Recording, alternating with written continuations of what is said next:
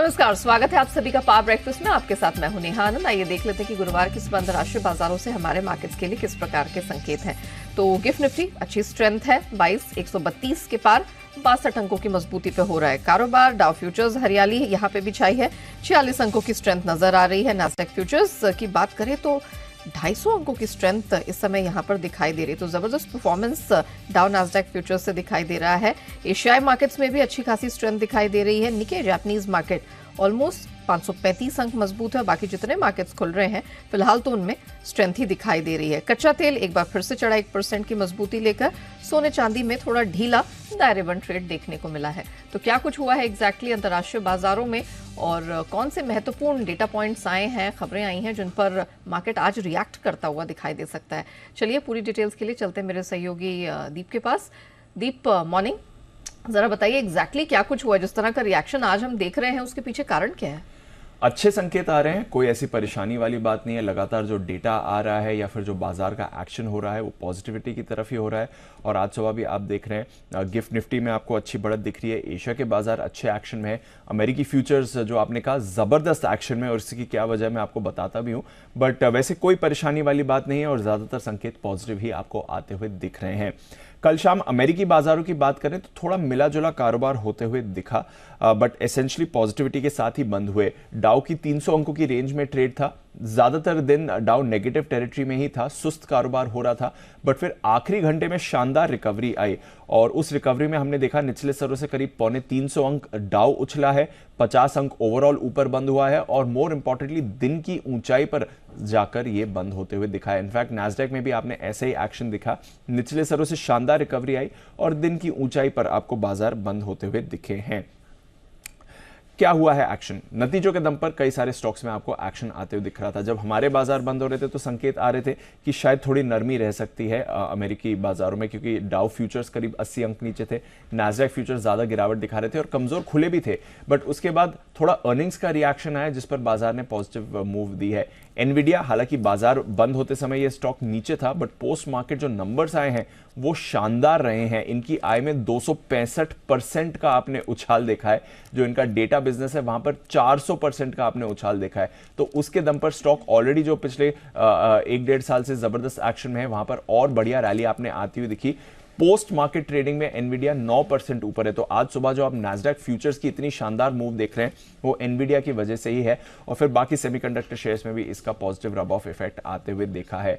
इसके अलावा अमेजॉन में लगातार दूसरे दिन आपने खरीदारी देखी है। जो खबर आ चुकी है कि मंडे से ये डाउ का हिस्सा बन जाएगा, उससे संबंधित बाइंग हो रही है। और पोस्ट मार्केट ट्रेडिंग में भी अमेजॉन करीब 1% ऊपर है, तो उसका भी पॉजिटिव रब ऑफ इफेक्ट अमेरिकी फ्यूचर्स पर आ रहा है। एनर्जी सेक्टर में भी कल आपने खरीदारी आते हुए देखी। तो essentially towards end of trade बाजार का मूड काफी सुधरा है। बट जो शुरुआती सत्र था उसमें बाजार का मूड थोड़ा नेगेटिव था और वो इसलिए था क्योंकि फेड बैठक के मिनट्स जारी हुए। अब एज सच मिनट्स में कुछ भी नेगेटिव नहीं आया है, इन द सेंस कि कुछ भी ऐसा नेगेटिव सरप्राइज नहीं आया जो बाजार को ऑलरेडी नहीं मालूम था। दो बड़ी चीजें निकल कर आई हैं जो फेड चेयरमैन साहब भी कह चुके हैं, अन्य फेड सदस्य भी काफी समय से कह रहे हैं। वो यही कह रहे हैं कि मार्च में तो खैर रेट कट की संभावना नहीं है, और वो इसलिए नहीं है क्योंकि फेड नहीं चाहता है कि बहुत जल्दी वो रेट कट करना शुरू कर दे जब डेटा ये नहीं दर्शा रहा है कि अभी रेट कट की जरूरत आई है। फेड चाहता है कि रेट कट तब करें जब डेटा सस्टेनेबली आपको दिखाए कि इन्फ्लेशन 2% तक गिरने वाला है। तो रेट कट में कोई जल्दबाजी की जरूरत नहीं है, ये फेड की तरफ से संकेत आ रहे हैं। और इसकी वजह से हमने देखा कि इनिशियल सत्र में अमेरिकी बाजार थोड़े सुस्त थे। हालांकि इसमें कुछ नया नहीं आया है, बट बाजार को रीएडजस्ट करनी पड़ेगी अपनी एक्सपेक्टेशन। जो मार्च, मई, जून से रेट कट की उम्मीद लगा रहे थे, अब वो एक्सपेक्टेशन है कि जून से पहले रेट कट नहीं होने वाला है, जो भी होगा जून या फिर जून के बाद ही होगा। तो वो रीएडजस्टमेंट हो रहा था, इसलिए थोड़ी सुस्ती थी। बट उसके बाद टुवर्ड्स एंड ऑफ ट्रेड बाजार का मूड सुधरा है और हमने अच्छी रिकवरी के साथ डेज हाई पर क्लोज देखा है। अमेरिकी बॉन्ड यील्ड पर थोड़े नजर रखेगा, 4.3% के ऊपर है, तो यहां से थोड़ा प्रेशर आपको जरूर आ सकता है, बट अदरवाइज वैसे कोई चिंता वाली बात नहीं है। यूरोप में भी हमने मिला जुला एक्शन देखा है।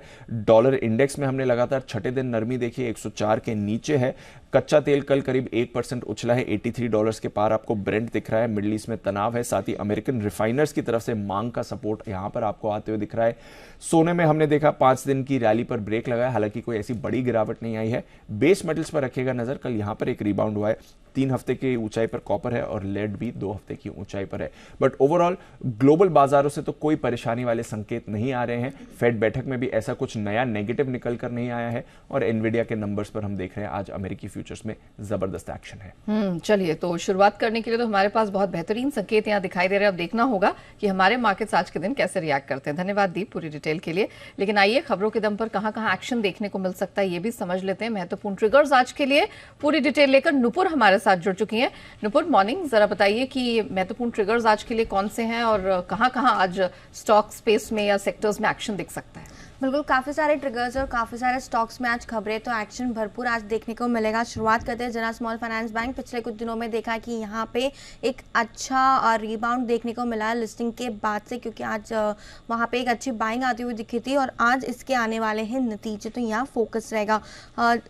आरबीआई की जो एमपीसी की मीटिंग है उसके भी आज मिनट्स आते हुए दिखेंगे, तो यहाँ पर भी फोकस करके चलेंगे। कोटक बैंक जहाँ पे बोर्ड मीटिंग में डिविडेंड प्रेफरेंशियल शेयर पे जो है वो आज डिक्लेयर होते हुए नजर आएंगे। और एंजल वन की आज बोर्ड बैठक है जहाँ पे फंड जुटाने पर बोर्ड आपको विचार करते हुए नजर आएगा, तो ये अनाउंसमेंट भी इंपॉर्टेंट रहने वाला है। एक्सटेंडेड मास फाइनेंशियल सर्विसेज बोनस इशू है 2:1 का, तो आपको एडजस्टमेंट आज होते हुए दिखेगा। आईपीओ मार्केट काफ़ी एक्टिव है। जुनिपर जो होटल्स का आईपीओ है वो कल ओपन हुआ था। अब तक देखें तो करीबन 11% की आईपीओ भरते हुए दिखा है। रिटेल में देखें तो 52%, एनआईआई में 6% सब्सक्रिप्शन आया और क्यूआईबी ने अभी तक अपना खाता खोला नहीं है, 0 सब्सक्रिप्शन आपको दिखेगा। तो पहले दिन का जो सब्सक्रिप्शन का डेटा है वो थोड़ा सा सुस्त नजर आ रहा है जुनिपर होटल्स का। जीपीडी हेल्थकेयर का आईपीओ आज से ओपन हो जाएगा, 26 फरवरी तक ये आईपीओ ओपन रहने वाला है। प्राइस बैंड देखें तो 177 से 186 रुपीज़ की है। लॉट साइज 80 शेयर्स का है। टोटल इशू साइज की बात करें तो 525 रुपीज़ की टोटल साइज है, जिसमें से ओएफएस होने वाला है 485 करोड़ का और जो फ्रेश इशू है वो सिर्फ 40 करोड़ के आसपास का है। एंकर निवेशकों के जरिए करीबन 158 करोड़ रुपीज़ कंपनी ने जुटाए, जिसमें आपको AB Sun Life, Kotak small cap fund, Bandhan small cap fund, Axis mutual fund जैसे आपको नाम नजर आएंगे। खबरों में सबसे पहले यूरेका फॉर्ब्स, जहाँ पे आज ब्लॉक डील हो सकती है। प्रमोटर 12% हिस्सेदारी बेच सकते हैं। ब्लॉक डील के जरिए करीबन 2.3 करोड़ शेयर्स की बिक्री होनी संभव है। मौजूदा भाव से देखें तो अधिकतम 3% डिस्काउंट पर इसे किया जा सकता है। फिलहाल भाव 510 रुपये का चल रहा है। डील की जो फ्लोर प्राइस है वो 494 रुपीज़ की है। जो टोटल साइज है इस डील की वो भी 1150 करोड़ रुपये की है और आईएफएल इस डील को करवाने वाला है। शुगर स्टॉक्स पे कल काफ़ी बस था और आज यहाँ पर फिर से फोकस आते हुए दिखेगा। उस जी बिजनेस की खबर पर जो है वो मुहर लगती हुई नजर आ रही है, जहां पे गन्ने की एफआरपी में बढ़ोतरी को कैबिनेट से अब मिल चुकी है मंजूरी। 25 रुपये प्रति क्विंटल की बढ़ोतरी यहां पे की गई है। पहले 315 रुपये था, अब जिसे बढ़ा के 340 रुपये किया है। मिश्र धातु, पारस डिफेंस और एमटा टेक्नोलॉजी पर भी फोकस करना है, क्योंकि कैबिनेट ने स्पेस सेक्टर में एफडीआई की पॉलिसी में कुछ अमेंडमेंट्स किए हैं। जो पॉजिटिव अमेंडमेंट से ईज ऑफ डूइंग बिजनेस को यहाँ पे बढ़ावा दिया जाएगा, तो आज ये स्टॉक्स भी फोकस में रहेंगे। एनबीसीसी के लिए काफ़ी पॉजिटिव न्यूज़ आते हुए दिखी और लगातार पिछले कुछ दिनों में यहाँ पे एक अच्छा रनअप भी देखने को मिला है। यहाँ पे कंपनी को आम्रपाली प्रोजेक्ट के लिए ग्रेटर नोएडा अथॉरिटी से मंजूरी मिलती हुई नजर आ रही है। 10,000 करोड़ की इसकी वैल्यू है।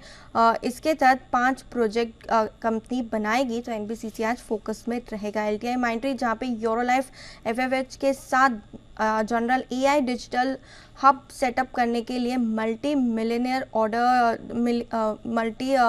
डॉलर ऑर्डर कंपनी के लिए मिलता हुआ दिखा है, जिसके लिए कंपनी ने किया है करार, तो यहाँ पर फोकस करके चलेंगे। प्रताप स्नैक्स और आईटीसी के लिए कुछ खबरें सामने आ रही है। पिछले कुछ दिनों में हमने देखा था कि प्रताप स्नैक्स की तरफ से एक खबर आई थी, जहाँ पे हल्दीराम प्रमोटर का स्टेक यहाँ पे खरीदने वाले थे, लेकिन अब खबरें ये निकल के आ रही है कि आईटीसी में जो आईटीसी है वो इसका स्टेक खरीद सकते हैं। 47% की हिस्सेदारी आपको आईटीसी प्रताप स्नैक्स में खरीदते हुए नजर आ सकती है। होम फर्स्ट फाइनेंस कंपनी, जहाँ पे आईआरडीआई ने कंपनी को कॉर्पोरेट एजेंट लाइसेंस दे दिया है। जनरल हेल्थ इंश्योरेंस के लिए कॉर्पोरेट एजेंट का लाइसेंस यहाँ पे मिलते हुए दिखा है। साउथ इंडियन बैंक जहाँ पे 6 मार्च से 20 मार्च के बीच जो राइट्स इशू है वो खुला रहेगा। राइट्स इशू के माध्यम से कंपनी करीबन 52 करोड़ शेयर्स जारी भी करेगी। इसकी साइज 1151 करोड़ की है और प्राइस देखिए तो 22 रुपए के आसपास का है। ब्रिगेड एंटरप्राइजेज जहाँ पे ब्रिगेड ग्रुप चेन्नई में पोर्टफोलियो को अपना जो है वो विस्तार करते हुए नजर आएंगे। चेन्नई स्थित प्रोजेक्ट की जो कीमत है, जो आय है, वो करीबन 2000 करोड़ तक की यहाँ पे अनुमान लगाया जा रहा है। देवयानी इंटरनेशनल पर फोकस करके चलना है क्योंकि यहाँ पे कल एक बड़ी डील हुई थी। यम रेस्टोरेंट ने करीबन 4% हिस्सा बेचा था। अब बायर्स के नाम जो है वो सामने आते हुए दिखे, जहाँ पे Nippon India mutual fund, Franklin Templeton, Sundaram mutual fund, government of Singapore जैसे नाम आपको नजर आएंगे। और लास्ट में पोले मेडिक्योर, जहाँ पे FBI लाइट हाउस इंडिया ने करीबन 1.35% हिस्सेदारी बेची है, तो ये भी फोकस में रहेगा। और कैंपस एक्टिवेट जहाँ पे शेयर होल्डर्स QRG इन्वेस्टमेंट ने करीबन 1.5% हिस्सेदारी बेची थी कल के दिन और SBI म्यूचुअल फंड ने यही हिस्सेदारी खरीदी है, तो कैंपस आज फिर से फोकस में रहने वाला है। चलिए, तो ढेरों ट्रिगर्स हैं और खबरें हैं जिनके दम पर आज इन तमाम स्टॉक्स में, सेक्टर्स में आपको एक्शन देखने को मिलेगा ना। ऑफ कोर्स कमाई का मौका तो मिलेगा ही। धन्यवाद नुपुर डिटेल के लिए। आइए अब बाजार पर क्या रणनीति अपनानी है, कौन से सेक्टर्स में स्टॉक्स पे करना है फोकस, इन सब पर बात करते हैं। Anand Rathi shares and stock brokers के मेहुल कोठारी हमारे साथ जुड़ चुके हैं। मेहुल जी, मॉर्निंग। सबसे पहले हम निफ्टी बैंक निफ्टी की बात कर लेते हैं। कल ओपनिंग के साथ ही हमने निफ्टी में नए रिकॉर्ड्स बनते हुए देखे। शानदार परफॉर्मेंस बैंक निफ्टी का भी था। बट हैविंग सेड सो, क्योंकि बैंक निफ्टी की एक्सपायरी का दिन था तो बहुत वॉलेटिलिटी भी दिखी है। आज क्या एक्सपेक्टेड है? कोई सपोर्ट लेता हुआ मार्केट दिखाई दे रहा है? Good morning Neha ji. देखिए, पहले तो कल की बात करें, निफ्टी में ज्यादा फॉल था तो ये कंसर्निंग पार्ट है। एट द सेम टाइम अगर मैं कैंडलस्टिक पैटर्न देखूं निफ्टी का डेली चार्ट पर, तो एक बेरिश एंगल्फिंग हो गया है और ये पैटर्न टॉप पे बनना ना थोड़ा सा डेंजरस हो सकता है नेहा जी। ऑफकोर्स यहाँ पे नीचे में सपोर्ट रहेंगे, बट हमें देखना पड़ेगा कि आगे का फॉलोअप एक्शन कैसा होता है। फिलहाल के लिए 22,000 का एक सपोर्ट आप पकड़ के चले कि एक साइकोलॉजिकल लेवल हो सकता है, आज एक्सपायरी है तो, बट वो अगर ब्रीच होता है तो नेहा जी 21,800 तक की जगह है मार्केट में, मुझे ऐसा लगता है करेक्टिव मूव की। और उसके बाद में अगर नीचे जाता है तो थोड़ा सा कंसर्निंग हो सकता है, बट होपफुली वहां पर मार्केट संभल सकता है। 22,000 के नीचे 21,800 तक की जगह है और अपसाइड में तो अब जब नया हाई निकलेगा तो ही हम रिलैक्स हो सकते हैं। अगर बुल्स को थोड़ा रिलैक्स होना है तो नए हाई बनने की राह देखे।